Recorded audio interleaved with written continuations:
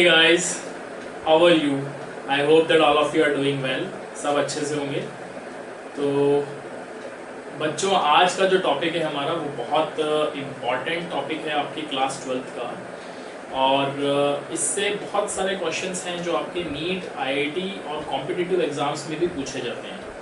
तो इस टॉपिक को उनको ध्यान से समझना होगा। अगर हमारे कंसेप्ट क्लियर हो जाते हैं तो बहुत सारे जो क्वेश्चंस हैं हम लोग इजीली सॉल्व कर लेते हैं। तो चलिए, आज का हमारा जो टॉपिक है वो है इलेक्ट्रिक फील्ड फाइंड आउट करना of a sphere.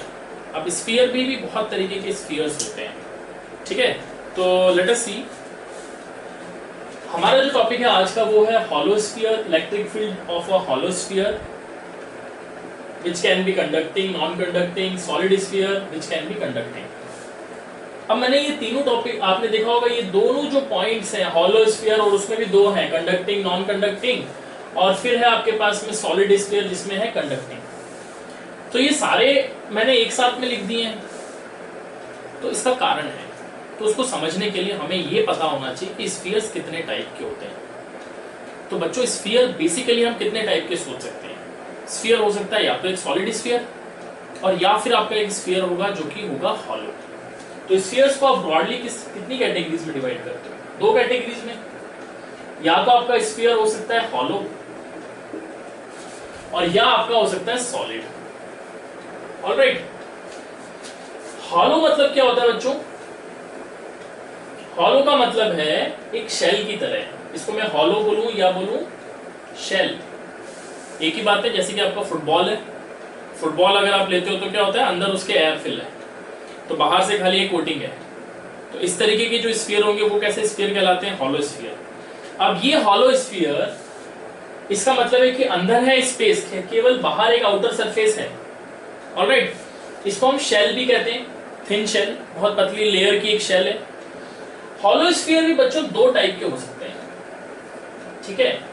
Hollow sphere आपके पास में दो तरीके के हो सकते हैं। एक होता है कंडक्टिंग, ये है आपका कंडक्टिंग स्फीयर। कंडक्टिंग स्फीयर का मतलब है आपने मेटल का कोई स्फीयर ले लिया, और मेटल का स्फीयर जो है, मेटल की कोई एक हॉलो स्फीयर आपने ले लिया जो कि मेटल से बना हुआ है, जो कि metal you know that it is a conductor. दूसरा हो सकता है ये इंसुलेटर से बना हो, या जिसको हम बोल सकते हैं नॉन कंडक्टिंग, ठीक है, डाइइलेक्ट्रिक्स भी कहते हैं। तो ये दो तरीके के केसेस हो सकते हैं। एक तो होता है कंडक्टिंग स्फीयर और इंसुलेटर्स, नॉन कंडक्टिंग जिनको हम बोलते हैं, या डाइइलेक्ट्रिक्स बोल दो। तो ये भी हमने देखा कि दो तरीके से, कंडक्टिंग, नॉन कंडक्टिंग। ऑलराइट, इसी तरीके से सॉलिड वाला भी दो तरीके से हो सकता है। सॉलिड का मतलब क्या है? फॉर एग्जांपल एक बॉल है जिसको मैंने अंदर से भी फिल कर रखा है ना। एक मेटल बॉल ले लो, आपने देखा होगा एक मेटल बॉल जिसको आप थ्रो भी करते हो, ओके, बहुत सारे गेम्स खेले होंगे। तो इस तरीके की मेटल बॉल जो है, ये मेटल बॉल कैसी बॉल है? कंडक्टिंग होती है। मेटल कैसी होती है? Conducting ball.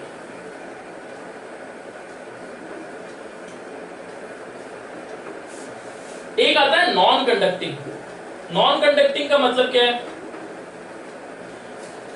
जैसे कि आपने देखा होगा आपके पास में स्पंज की जो बॉल होती है ना, एक स्पंज बॉल, आप लोगों ने अलग अलग तरीके के बॉल से खेला है। टेनिस बॉल होती है स्पंज, तो स्पंज बॉल कैसी होती है? अंदर से पूरा फिल होती है, किससे? रबर से फिल होती है। ऑलराइट, तो इस तरीके से आपके पास में स्फीयर बेसिकली दो तरीके से हो सकते हैं। पहला केस हॉलो का है, जहां अंदर आपके पास में कुछ भी नहीं है, entire thing is hollow. Alright, और एक है आपका जो है सॉलिड। इसमें भी दो तरीके से केसेस आते हैं, एक आता है कंडक्टिंग, नॉन कंडक्टिंग। इसी तरीके से सॉलिड में भी कंडक्टिंग, जिसको हम बोलते हैं मेटल्स, और नॉन कंडक्टिंग यानी इंसुलेटर्स। तो हमारे पास में बेसिकली ये हैं केसेस। अब आप बोलोगे कि चारों की इलेक्ट्रिक फील्ड अलग अलग हमको पढ़ना है, तो चारों की इलेक्ट्रिक फील्ड हमें अलग अलग पढ़ने की आवश्यकता नहीं है। क्यों? उसका कारण है, देखो, ये है मेरे पास में हॉलो।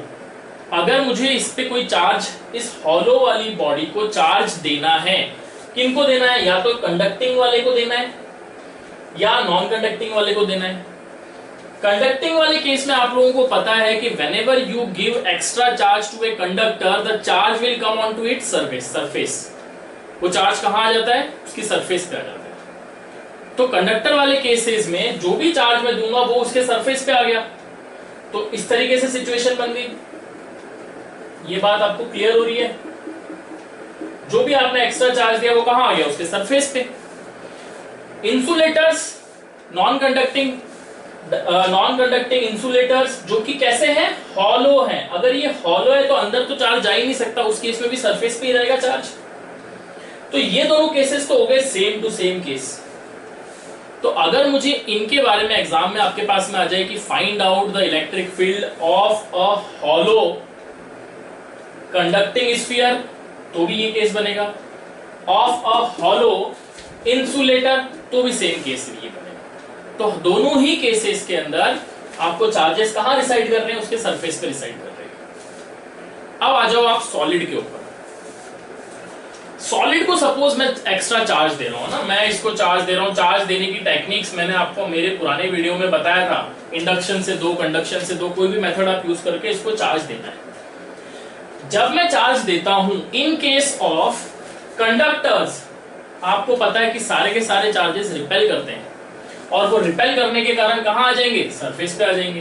तो इन केस ऑफ कंडक्टर्स वापस सारे चार्जेस कहां आ जाएंगे? सरफेस पे। क्यों आते हैं? क्योंकि एक दूसरे को रिपेल करते हैं और सभी के सभी चार्जेस कहां आ जाएंगे? वापस सरफेस पे आ जाएंगे। भले ही ये अंदर से फुल कंप्लीट मेटल का बना हुआ है, पर मेटल का बना होने के कारण भी सारे सरफेसेस कहां सारे जो चार्जेस है वो कहां लाई कर रहे हैं? वो इसके सरफेस पे लाई कर रहे हैं। तो ये केस जो है ये सिमिलर है ऐसा केस, क्योंकि इसके अंदर भी चार्ज नहीं है, इसके अंदर भी चार्ज नहीं है, चार्ज सारा कहां है? सरफेस पे। तो मैं देखूं फर्स्ट, सेकंड और थर्ड सॉलिड स्फीयर भी आपने लिया। सॉलिड स्फीयर का कंडक्टिंग वाले केस के अंदर भी सारे चार्जेस कहां रिसाइड कर रहे हैं? On the surface. ये बात क्लियर हो गई? लास्ट केस जो आता है आपका वो आता है solid sphere of non conducting. Non conducting का मतलब इंसुलेटर काइंड। इंसुलेटर अगर आपके पास में है और वो स्फीयर सॉलिड है, उस केस में चार्जेस जो हैं अंदर रह पाते हैं। चार्जेस कहां रह पाएंगे? अंदर रह सकते हैं। ये बात आपको क्लियर है? तो मेरे पास में टेक्निकली खाली दो ही केसेस आए। पहला आया स्फीयर के दो केसेस ही बनते हैं। एक आता है सरफेस पे चार्ज वाला स्फीयर और एक आता है थ्रू आउट टोटल, है ना, सरफेस के अंदर भी, जिसको मैं बोलता हूं वॉल्यूम। तो स्फीयर पे भले ही चार तरीके के स्फीयर हमने देख लिए, non conducting hollow, conducting hollow, conducting solid, non conducting solid, चार तरीके के हो गए। पर बेसिकली हमारे पास में कहानी केवल दो है। पहला, या तो चार्ज रहेगा सरफेस पे या फिर चार्ज रहेगा वॉल्यूम में। किन कैटेगरीज में सरफेस पे चार्ज रहता है? तीन कैटेगरीज में सरफेस पे चार्ज रहता है। पहला, hollow shell conductor, hollow shell insulator, solid sphere conductor. ये तीनों केसेस 1 2 3, इनमें केसेस क्या बनेंगे? सरफेस पे चार्जेस रहेंगे।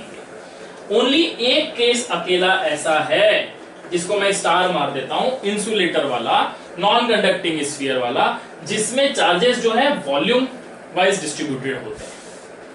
तो अभी सरफेस डिस्ट्रीब्यूशन वाले तीन केसेस हैं, तो वो मैंने यहां लिखा हुआ है। हॉलो स्फीयर, इसमें conducting non conducting, hollow sphere conducting non conducting, या solid sphere conducting, solid sphere conducting. यहां तक कि अगर कहानी आपको समझ आ जाती है तो अब आप लोग तीन कैटेगरी के एक साथ में इलेक्ट्रिक फील्ड फाइंड आउट कर सकते हैं। तो चलिए शुरू करें, स्टार्ट करते हैं। ओके, तो इजी है। एक बार कंसेप्ट अगर हमने समझ लिया तो हमारे को फिजिक्स बहुत आसान लगने लगती है, और फिर हमें इसके बेसिस पे जितने भी क्वेश्चंस हैं, जहां क्वेश्चन में आप लोगों को ध्यान से पढ़ना है कि वो कंडक्टिंग है, नॉन कंडक्टिंग है, हॉलो है, या फिर वो एक सॉलिड है। तीन केसेस तो एक साथ ही बन जा रहे हैं ये रे। तो स्टार्ट करते हैं। सो लेट अस अज्यूम कि मेरे पास में इन तीनों में से कोई भी एक स्फीयर है ना, स्फीयर, सर्कल नहीं, स्फीयर की बात कर रहा हूं। ओके, तो ये हमारे पास में स्फीयर आ गया। तो इन पे चार्जेस मैंने अगर हॉलो स्फीयर को दिया कंडक्टिंग नॉन कंडक्टिंग तो भी चार्जेस कहां पर रहेंगे, चार्जेस लेटर से पॉजिटिव चार्जेस हैं तो वो कहां है, सरफेस पर है। इस तरीके से आपके पास में सरफेस पे चार्जेस मिल जाते हैं। ऑलराइट, ये आ गया आपके पास में सरफेस पे चार्जेस। ओके, सॉलिड स्फीयर होगा, कंडक्टिंग है, उसके अंदर भी क्या होंगे, सारे के सारे सरफेस पे चार्ज आ जाएंगे, रिपेल कर रहे हैं एक दूसरे को, सरफेस पे सारे चार्ज इकट्ठे हो गए। अब लेटर से ये जो मेरा स्फीयर है, ये जो मेरे spherical hollow sphere conducting non conducting या सॉलिड स्फीयर कंडक्टिंग है, इसका रेडियस जो है वो है कैपिटल आर। अब ये सरफेस पे डिस्ट्रीब्यूटेड है, एक सरफेस पे डिस्ट्रीब्यूटेड है, तो कौन सी डेंसिटी मैं लेने वाला हूं, सरफेस चार्ज डेंसिटी। याद रखना, अगर वॉल्यूम में डिस्ट्रीब्यूटेड होते तो मैं वॉल्यूम चार्ज डेंसिटी लेता, अभी किस पे डिस्ट्रीब्यूटेड है, सरफेस पे डिस्ट्रीब्यूटेड है। ओके, तो सरफेस पे डिस्ट्रीब्यूटेड है तो अब मैं क्या लूंगा इसमें, सिग्मा। सिग्मा क्या होता है, चार्ज पर यूनिट एरिया। दूसरी बात, लेट अस से कि इस पे जो चार्ज है टोटल चार्ज अब मैं बोल सकता हूं कि स्फीयर है, इंफिनिटी तक नहीं जा रही बात, जो कि अपने वायर के अंदर और शीट के अंदर तो इनफाइनाइट केस में जा रहा था तो वहां मैं बोल नहीं पा रहा था, अब यहां बोल सकता हूं आपसे। टोटल चार्ज, लेट अस से टोटल चार्ज जो है वो है इस पे टोटल चार्ज Q। कितना है, Q चार्ज है, ये लो Q। ओके, अब तीन केसेस बन सकते हैं बच्चों, इलेक्ट्रिक फील्ड फाइंड आउट करनी है मुझे, है ना। तो तीन केसेस क्या हो सकते हैं, एक केस ये है पॉइंट नंबर फर्स्ट, जिसको मैं बोलता हूं पॉइंट ए पे इलेक्ट्रिक फील्ड फाइंड आउट करो। दूसरा आता है पॉइंट बी, इस पे इलेक्ट्रिक फील्ड फाइंड आउट करनी है। और तीसरा है पॉइंट सी, इस पे इलेक्ट्रिक फील्ड फाइंड आउट करनी है। तीनों केसेस समझ आए। ए वाला केस क्या है, आउटसाइड वाला केस है। कैसा है ये, आउटसाइड, ये पॉइंट कहां है, बाहर है। बी वाला पॉइंट क्या है, ऑन सरफेस। सी वाला पॉइंट क्या है, इनसाइड वाला केस है। तीनों पॉइंट पे इलेक्ट्रिक फील्ड फाइंड आउट करूं तो मुझे मालूम पड़ जाएगा इलेक्ट्रिक फील्ड कैसी है। ऑलराइट, तो सबसे पहले मुझे गॉसेस लॉ के अंदर क्या करता हूं मैं, मुझे फाइंड आउट करना है कि सिमेट्री कैसी बनेगी, पॉइंट ए पे इलेक्ट्रिक फील्ड कैसी होनी चाहिए। तो इधर देखो, पॉइंट ए पे इलेक्ट्रिक फील्ड फाइंड आउट करनी है, सिमेट्री कैसी है, तो सिमेट्री कब आती है, जब उसकी डिस्टेंस सारे चार्जेस से सेम हो। तो डिस्टेंस यहां से इस चार्ज की डिस्टेंस सपोज करो, इस चार्ज की यहां से यहां तक की डिस्टेंस है इतनी, इस वाले चार्ज की भी सेम डिस्टेंस लूं तो इतनी आएगी यहां पर, ऐसे इसकी लूंगा यहां आएगी, इसकी लूंगा इस जगह तक। तो मेरे पास में ओवरऑल किस तरीके से एक सिमेट्री आ रही है, एक बाहर एक स्फीयर फॉर्म हो रहा है, ये डिस्टेंस यहां से लेके यहां तक, यहां से लेके यहां तक, यहां से लेके यहां तक, यहां से लेके यहां तक, सारी डिस्टेंसेस सेम होनी चाहिए ना। तो वो कब आएंगी, जब मैं एक स्फीयर ड्रॉ करता हूं। तो लेट अस से I am drawing a sphere, तो इसको देखो। सो एक बाहर आप इमेजिनरी स्फीयर ड्रॉ कर लो। तो इस तरीके से हमने एक स्फीयर ड्रॉ किया।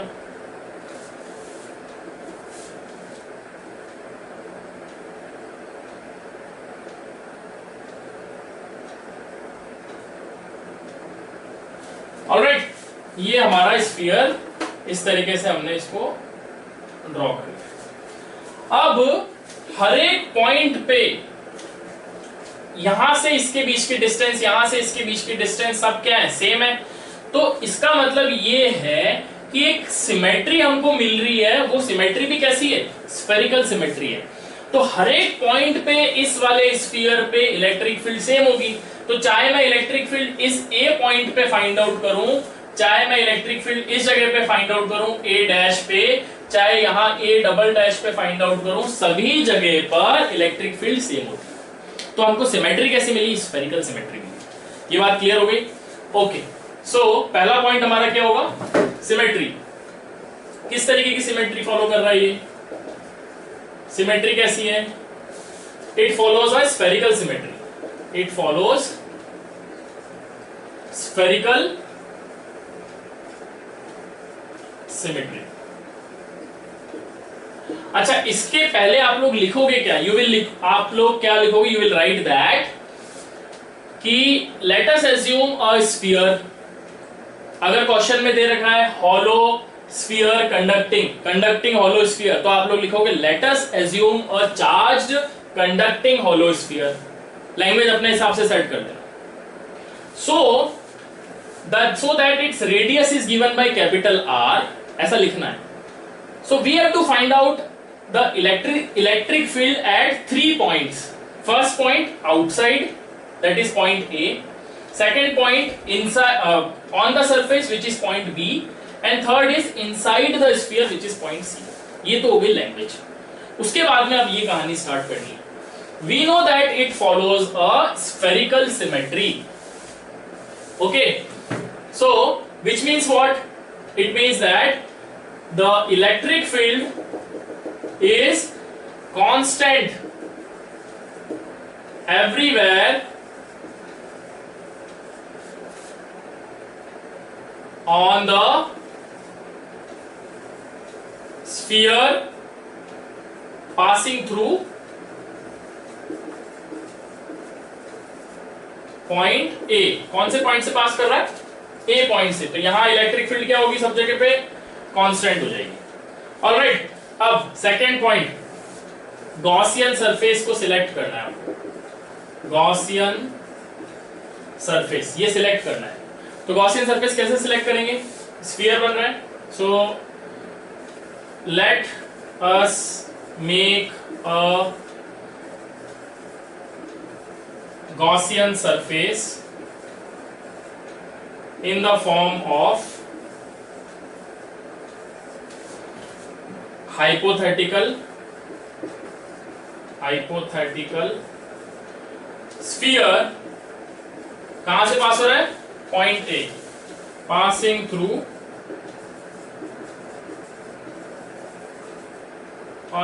point A। Okay, third point है इलेक्ट्रिक फ्लक्स फाइंड आउट करना है, तो इसको रब कर रहा हूं मैं। थर्ड पॉइंट है इलेक्ट्रिक फ्लक्स फाइंड आउट करना है। तो सबसे पहले मुझे पता होना चाहिए कि डायरेक्शन क्या है इलेक्ट्रिक फील्ड की।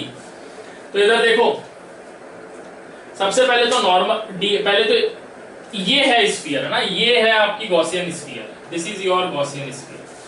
तो इलेक्ट्रिक फील्ड की डायरेक्शन क्या होगी? पॉजिटिव चार्जेस हैं, सिग्मा क्या है? पॉजिटिव है, यानी क्या? Greater than 0। तो रेडियली आउटवर्ड है, इसका मतलब डायरेक्शन क्या है इलेक्ट्रिक फील्ड की? बाहर की तरफ।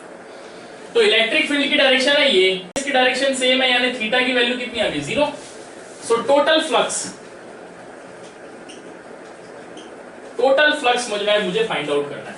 ये मेरा है थर्ड पॉइंट। टोटल फ्लक्स कितना होगा? It is given by phi E। तो इंटीग्रेशन कर लो E डॉट ds। अब मुझे मालूम है कि E की डायरेक्शन और ds की डायरेक्शन सेम है, तो ये क्या हो जाएगा? Integration of E ds cos 0। E constant है इस पूरे स्फीयर पे, तो E बाहर ले लो, अंदर क्या बचा? ds cos 0। तो E cos 0 की वैल्यू क्या है? 1। इसकी जगह पे 1 रख दे। ds इस पूरे स्फीयर का एरिया फाइंड आउट करना है। इसका मतलब क्या है? एरिया इंटीग्रेशन ऑफ ds मतलब सरफेस का, इसका पूरा सरफेस इंटीग्रेशन करूंगा तो क्या आ जाएगा? ये एक स्फीयर है, सर्कल नहीं है। एक स्फीयर का टोटल सरफेस एरिया क्या होता है? 4 पाई r स्क्वायर। लेट अस से यहां तक की जो डिस्टेंस है वो है स्मॉल r। ये जो पूरी डिस्टेंस है ये क्या है? स्मॉल r, यहां से यहां तक। ओके, तो उस केस में मेरे पास में फॉर्मूला क्या हो जाएगा? E इंटू 4 पाई r स्क्वायर। ये बात क्लियर हो गई। ये आ गया हमारा total flux passing through point A। ठीक है, passing through the entire sphere, not point A। Electric field passing through this, तो अब इसको पूरा हमने इंटीग्रेशन कर दिया, तो पूरा अपना फ्लक्स आ गया। ये आ गया आपका नंबर 1। अब फोर्थ पॉइंट में क्या फाइंड आउट करते हो आप लोग? फोर्थ पॉइंट में आप लोग फाइंड आउट करते हो कि कितना चार्ज इस स्फीयर के अंदर है। कितना चार्ज है? टोटल चार्ज लिखा था मैंने, कितना था? टोटल चार्ज कितना था? Q। इस स्फीयर के अंदर कितना चार्ज है, यानी कि अंदर वाले स्फीयर पे कितना चार्ज है? तो ये चार्ज मैंने बताया था आपको कितना है? Q है। तो हमने क्या लिख दिया? Q। अब आप क्या लगा दो, और ये Q किसके इक्वल होगा, अगर ये सिग्मा हमने इसकी अगर सरफेस चार्ज डेंसिटी ली है तो Q अपॉन A इक्वल किसके है, सिग्मा, तो Q किसके इक्वल होगा, सिग्मा इंटू A। तो यहां लिख सकता हूं मैं Q it is equal to sigma into A। ये है आपका सेकेंड पॉइंट। लास्ट है आपका गॉसेस लॉ यूज करना है। So Gauss's law, by Gauss's law क्या कहता है Gauss's law, Gauss's law says that कि टोटल फ्लक्स जो है that should be equal to Q inside. Q inside क्यों लिख रहा हूं, क्योंकि इस स्फीयर के अंदर कितना चार्ज है वही लेना है, divided by epsilon naught. Q inside कितना है, सिग्मा A या Q अपॉन एप्सिलॉन नॉट, या अपन बोल सकते हैं sigma A upon epsilon naught, एक ही बात है। सो फाई E किसके इक्वल है, ये रहा E into 4 pi R square, बहुत आसान है, E into 4 pi R square यहां रखा, और सिग्मा A लिखो चाहे Q लिखो, इसके इक्वल कर दिया। तो यहां से इलेक्ट्रिक फील्ड फाइंड आउट करनी है, तो 4 पाई आर स्क्वायर आप इस तरफ ले जाओ, तो आपके पास में क्या आ गया, electric field is equal to Q upon 4 pi R square into epsilon naught, and या फिर आप लिख सकते हो sigma A upon 4 pi R square epsilon naught. चलो ठीक है, यहां तक क्लियर हो गया, ओके। अब इधर देखो आप लोग, बहुत ध्यान से देखना, ये जो है बच्चों इलेक्ट्रिक फील्ड जानी पहचानी सी लग रही है, ये इलेक्ट्रिक फील्ड हमको बहुत जानी पहचानी सी लग रही है, क्यों, क्योंकि ये वही है 1 अपॉन, अब ये आर स्क्वायर की जगह पे मैं यहां पर लिख दूं एप्सिलॉन नॉट और यहां आर स्क्वायर लिख लो, एक ही बात है। So 1 upon 4 pi epsilon naught Q upon R square लिखा हुआ है, वही तो है। तो हमारे पास में ये तो इलेक्ट्रिक फील्ड हो गई, एक पॉइंट चार्ज के कारण जो इलेक्ट्रिक फील्ड थी उस तरीके की। इसका मतलब एक बहुत इंपॉर्टेंट रिजल्ट हमको मिल गया। क्या रिजल्ट है कि electric field at point A या outside the sphere behaves like as if it is the electric field due to a point charge. Point charge का मतलब है कि ये सारा का सारा चार्ज एक पॉइंट पे कंसंट्रेटेड है, ऐसा मान लो। अभी हमने क्या बोला था, ये स्फीयर पे यहां पर है, अगर मैं एक ऐसा बोलता है कि एक चार्ज है Q और उसकी इलेक्ट्रिक फील्ड इस जगह पे फाइंड आउट करो P पॉइंट पे, तो वो भी हमारे पास में कितनी आई थी, 1 अपॉन 4 पाई एप्सिलॉन नॉट और Q अपॉन आर स्क्वायर, इतनी आई थी। ये भी सेम है, तो इस पॉइंट चार्ज Q के कारण जो इलेक्ट्रिक फील्ड थी वो इस स्फीयर के कारण हमको यहां मिली है, तो दोनों सेम है। तो इसका मतलब ये है कि it behaves as if the entire charge is present at the centre. जैसे तो हमने यहां से देख लिया बच्चों कि हमारे पास में ये जो इलेक्ट्रिक फील्ड आई है इस पॉइंट ए पे, ये कुछ ऐसी है कि हमारे पास में कोई पॉइंट चार्ज के कारण इलेक्ट्रिक फील्ड आ गई हो। तो we can say that the electric field at point A, electric field at point A which is outside the sphere is as if it is because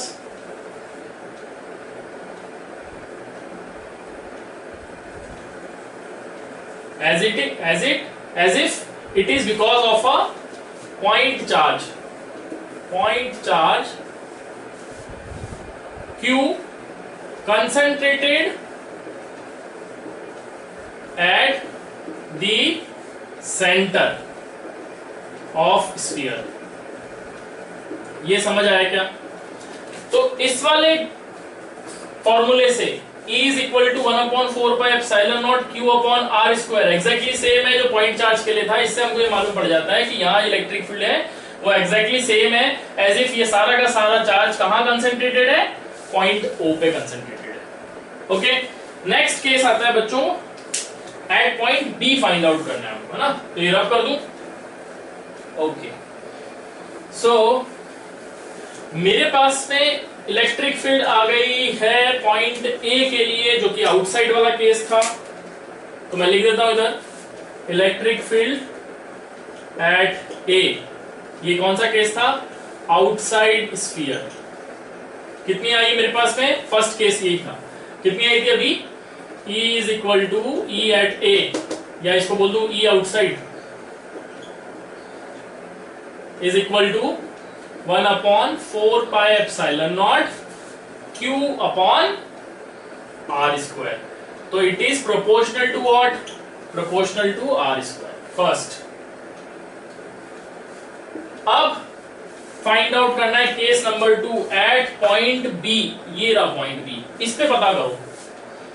तो देखो, इस ए पॉइंट को मैं पास में लाता जाऊं, ये आर को कम करता जाऊं, आर यहां से यहां तक की डिस्टेंस है, इस आर को कम करता जा रहा हूं, करता जा रहा हूं, सरफेस पे पहुंच गया हूं। तो जब आर आर के इक्वल हो जाए, यानी कि ये स्मॉल आर कैपिटल आर के इक्वल हो जाए, तो इसको बोलूं at electric field at B. B का मतलब क्या है? On the surface.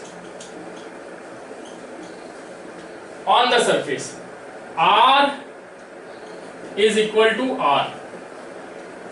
तो इसमें मैं कैपिटल, इस वाले फॉर्मूले में मेरे को क्या रखना है? सिर्फ कैपिटल आर रख देना है ना? इस वाले फॉर्मूले में कैपिटल आर रख दूं तो मेरे पास में इलेक्ट्रिक फील्ड क्या आ जाएगी?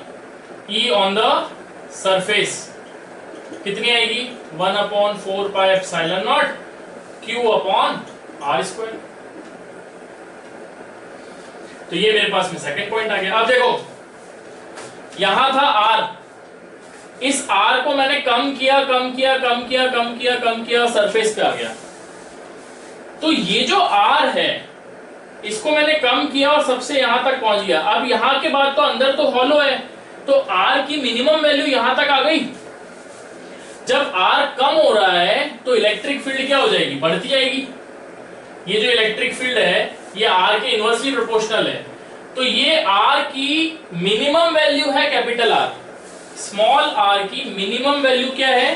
कैपिटल R है। मिनिमम है नीचे, तो इलेक्ट्रिक फील्ड क्या हो जाएगी? मैक्सिमम। तो इसका मतलब ये हुआ कि इलेक्ट्रिक फील्ड सरफेस पर मैक्सिमम होती है। सरफेस पर मैक्सिमम होती है इलेक्ट्रिक फील्ड। ये बात समझ आ गया आपको? किसके लिए? फॉर हॉलो स्फीयर या solid sphere conducting non conducting, या सॉलिड स्फीयर कंडक्टिंग ले लो। समझ आई बात? सबके लिए सरफेस पे अगर क्वेश्चन आ जाता है कई बार कि सबसे ज्यादा इलेक्ट्रिक फील्ड कहां होगी, तो आप बोलोगे इन स्फीयर के लिए सबसे ज्यादा जो इलेक्ट्रिक फील्ड है वो उसके सरफेस पे होगी। थर्ड पॉइंट है, यहां पर हमने ले लिया C, ये रहा C पॉइंट, दिख रहा है? तो लेट अस से ये C पॉइंट, इससे अब R जो है यहां पर है, तो हमारे पास में वही वाला केस दोबारा बनेगा। यहां आप एक गॉसियन सरफेस क्रिएट कर दो, तो ये मेरी आ गई गॉसियन सरफेस। तो मैं थर्ड पॉइंट है इनसाइड, ये कहां है? एट C, ये वाले पॉइंट पे फाइंड आउट कर रहा हूं। कहां पर? इस जगह पे। ओके, तो वापस हमने गॉसियन सरफेस बनाया। अब देखो गॉसियन सरफेस में गॉसेस लॉ क्या कहता है? गॉसेस लॉ कहता है total flux should be equal to the charge inside divided by epsilon naught. अब देखो सारा चार्ज तो सरफेस पे है, सारा का सारा चार्ज कहां पर पड़ा है? सरफेस पे पड़ा है। तो इस पॉइंट पे कितना चार्ज होगा? Answer is there will not be any charge. क्यों? क्योंकि सारा का सारा चार्ज तो सरफेस पर है। तो इस पॉइंट C से अंदर कितना चार्ज है? कोई भी चार्ज नहीं है। तो इसका मतलब ये हुआ कि जब चार्ज ही अंदर नहीं है तो Q इनसाइड की जगह पे क्या रख दूं? 0। तो इलेक्ट्रिक फील्ड क्या होगा? Because this is equal to what? E dot ds। तो इलेक्ट्रिक फील्ड कितना हुआ? Electric field will be equal to 0। तो इसका मतलब ये है कि अंदर इलेक्ट्रिक फील्ड कितनी आ गई? 0 आ गई। क्लियर है? तो अभी हमने तीनों केसेस फाइंड आउट कर ली। ये आ गया आपका थर्ड पॉइंट। A पे इलेक्ट्रिक फील्ड कितनी है? ये रहा, एक पॉइंट चार्ज की तरह बिहेव करता है, 1/r² के प्रोपोर्शनल है। पॉइंट B पे जो सरफेस पे वहां इलेक्ट्रिक फील्ड कितनी है? मैक्सिमम है, क्योंकि ये Q/r², R मैक्सिमम था, जो R है वो मिनिमम था। R मिनिमम होगा तो इलेक्ट्रिक फील्ड मैक्सिमम होगी।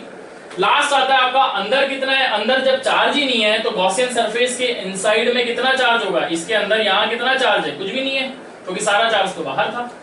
तो इनसाइड में जीरो है तो इलेक्ट्रिक फील्ड कितनी हो जाएगी, जीरो। तो ये तो केस हो गया हमारा the electric field for a hollow sphere और for a solid sphere. Hollow sphere में कंडक्टिंग नॉन कंडक्टिंग और सॉलिड में कंडक्टिंग, सबके लिए सेम केस है। अब आता है बच्चों इसका ग्राफ पूछ लेते हैं आपसे। क्या पूछ लेते हैं, ग्राफ। तो ये ग्राफ आपको याद होना चाहिए क्योंकि नीट के अंदर, आईआईटीज के अंदर कई बार ये बहुत ऐसा क्वेश्चन भी आ जाता है। नीट के लिए एमसीक्यू दे देते हैं कि 4 ऑप्शन दे देंगे और आपको सही ग्राफ चुनना है। तो अगर ग्राफ आपको याद है तो आप इजीली कर लोगे। तो देखो कैसे करना है। लेट अस से ये मेरी इलेक्ट्रिक फील्ड है इस डायरेक्शन में और ये मेरा आर है इस डायरेक्शन में। तो स्फीयर ड्रॉ कर लेते हैं हम। ये मैंने एक स्फीयर ड्रॉ किया, स्फीयर ड्रॉ कर लिया और ये जो स्फीयर है, स्फीयर ढंग से बना लेते हैं। आप लोगों को अच्छे से स्फीयर बनाना है, याद रखना। ओके, सो लेट अस से ये मेरा स्फीयर। तो ये जो है रेडियस है स्फीयर की वो कितनी है, कैपिटल आर। तो ये कितना हो गया, आर। सो इससे एक पॉइंट में नीचे लेके जाऊं, यहां से एक पॉइंट में नीचे ड्रॉप कर रहा हूं। तो ये वाली जो डिस्टेंस होगी ये कितनी हो जाएगी, ये 0 है तो ये कितना है, आर। यहां तक क्लियर हुआ, ओके। तो ये आर है पॉइंट बी। तो ये पॉइंट कौन सा है आपका, पॉइंट बी। ये पॉइंट 0 तो ये पॉइंट ओ आ गया। बाकी क्या है, पॉइंट सी। पॉइंट सी कहां पर है, पॉइंट सी है यहां से लेके यहां के बीच में कहीं पर। पॉइंट ए बी के बाद में कहीं पर। तो इसको मैं बोल दूं कि ये मेरा रीजन क्या बता रहा है, it is a region outside the sphere. इसी तरीके से इसके अंदर वाला रीजन क्या होगा, ये हो जाएगा मेरा इनसाइड द रीजन। ये बात समझ आ गई। अब देखो electric field inside the sphere is what, 0। तो मैं यहां क्या बोल दूं, electric field inside is 0। Electric field outside is what, electric field outside किसके प्रोपोर्शनल थी, आर स्क्वायर के प्रोपोर्शनल थी। तो आर 1/r² के प्रोपोर्शनल थी। इसका मतलब क्या है, इलेक्ट्रिक फील्ड जैसे जैसे आर इंक्रीज होगा इलेक्ट्रिक फील्ड डिक्रीज हो रहा है। तो यहां से हम लोग बढ़ रहे हैं, है ना। तो इसको आप ऐसे समझो, ग्राफ मुझे बनाना है तो सबसे पहले इनसाइड वाले पोर्शन में ग्राफ कैसा बनेगा, इलेक्ट्रिक फील्ड कैसी है, यहां से लेके यहां तक तो 0 है। तो इलेक्ट्रिक फील्ड का लाइन आपका इस तरीके से आएगा इनसाइड के लिए, इस पोर्शन तक। ये बात समझ आएगा, ब्लू लाइन से बना दिया मैंने।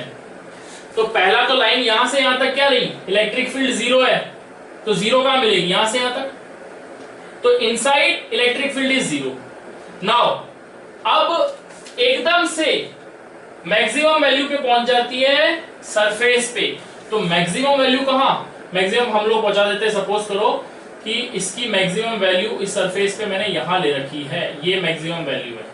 सपोज करो ये मेरे पास में ई मैक्सिमम, ये वाला पॉइंट जो है ई मैक्सिमम का पॉइंट है इस ग्राफ में, ई मैक्सिमम। और ई मैक्सिमम किसके इक्वल था, ई मैक्सिमम वाला is equal to 1/4 pi epsilon naught Q upon R square. ये वैल्यू है। तो ये वैल्यू कहां दिख रही है मुझे, इस पॉइंट पे दिख रही है। अब मैं इस ग्राफ को, बुक्स में ऐसा दिया हुआ है दोस्तों, कई बुक्स में इस तरीके से दिया हुआ है कि यहां से यहां तक जो है एक लाइन बना दी, पर आप लोगों को ये लाइन बनानी नहीं है।